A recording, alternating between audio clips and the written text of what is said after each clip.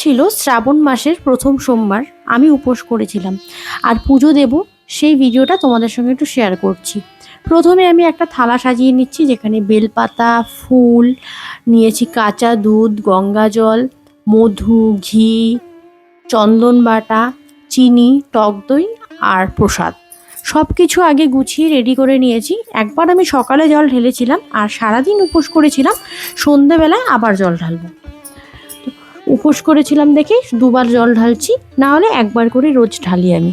প্রথমে দেখো শিব ঠাকুরকে স্নান করানোর জন্য আমি প্রথমে জলের মধ্যে গঙ্গা জল মিশিয়ে স্নান করালাম, তারপর কাঁচা দুধ দিয়ে শিব ঠাকুরকে স্নান করাচ্ছি। গরুর দুধ হলে বেশি ভালো হয়, যেহেতু আমরা শহরে থাকি, এখানে গরুর দুধ পাওয়াটা একটু অসুবিধার ব্যাপার, তার জন্য আমি আমুল দুধ এনেই স্নান করালাম। তারপর আমি টক দই দিয়ে ভালো করে মাখিয়ে নিলাম। তারপর আমি এখানে দিচ্ছি ঘি।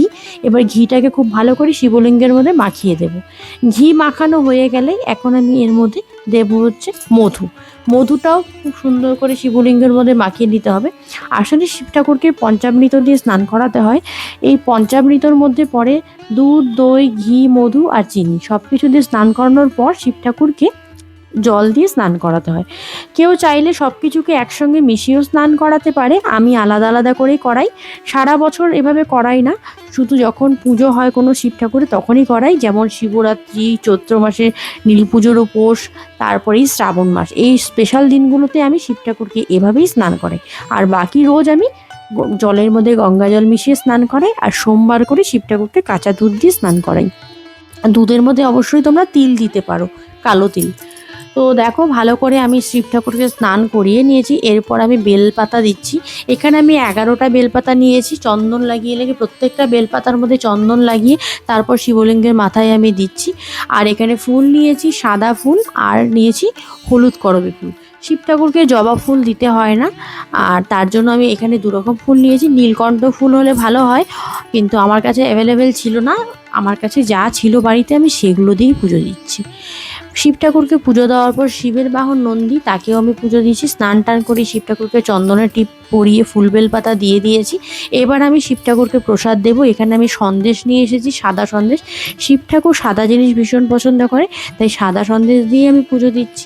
ঠাকুরকে পুজো দিয়ে এবার একটু ধূপকাঠি আর প্রদীপ দিয়ে আরতি করে নিচ্ছি। আমি কিন্তু শিব পুজো করতে ভীষণ ভালোবাসি। আমার মতো তোমরা কে কে শিব পুজো করতে ভালোবাসো, আর শ্রাবণ মাসে কে কে উপাস করছো অবশ্যই কমেন্ট করো। অনেকে 4টা সোমবার করে, অনেকে একটা সোমবারই করে। আমার ইচ্ছা আছে এই যে সোমবার থেকে শুরু করলাম, পুরো টানা 16টা সোমবার উপোস করার।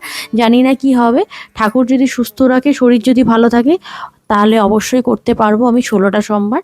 তো পুজো দেওয়ার পর একটু আমি মালা জপ করে নিচ্ছি। শিব পুজো করার সময় রুদ্রাক্ষর মালা পরে নেওয়াটা খুবই শুভ, তার জন্য আমি শিব পুজো করার সময় রুদ্রাক্ষর মালা পরেই শিব পুজো করি। আর 108টা রুদ্রাক্ষের মালা এটা, আর 108 বার আমি শিব ঠাকুরের নাম জপ করছি। শিবের নাম জপ করলে না মনটা একদম শান্ত হয়ে যায়, ভীষণ ভালো লাগে, তাই আমি করি। নাম জপটা আমি রোজই করি। নাম জপ করার পর আবার দেখো সেই মালাটা আমি পরে নিলাম। এবার ঠাকুর কাছে একটু প্রণাম করে নিচ্ছি, মনস্কামনা চেয়ে নিচ্ছি। সেমন আমার কিছুই চাওয়ার নেই, ঠাকুর সবাইকে ভালো রাখো, সুস্থ রাখো, সাথে তুমিও ভালো থাকো, এটাই আমার চাওয়া। সন্তান স্বামীর মঙ্গল করো। এবার একটু কাশি বাজিয়ে পুজো শেষ করছি। এখানে লাস্টে একটু শঙ্খ বাজাচ্ছি। আর এদিকে দেখো পাশে আমার আরও একটা আগের শিব ঠাকুর আছে, গুরুদেবের আসন আছে। ঠাকুর ঘরের ডেকোরেশনটা একটু চেঞ্জ করেছি। আর এই দেখো আমার মহাদেব। আমার শিব ঠাকুরটা তোমাদের কেমন লাগে অবশ্যই কমেন্ট করো। হর হর মহাদেব।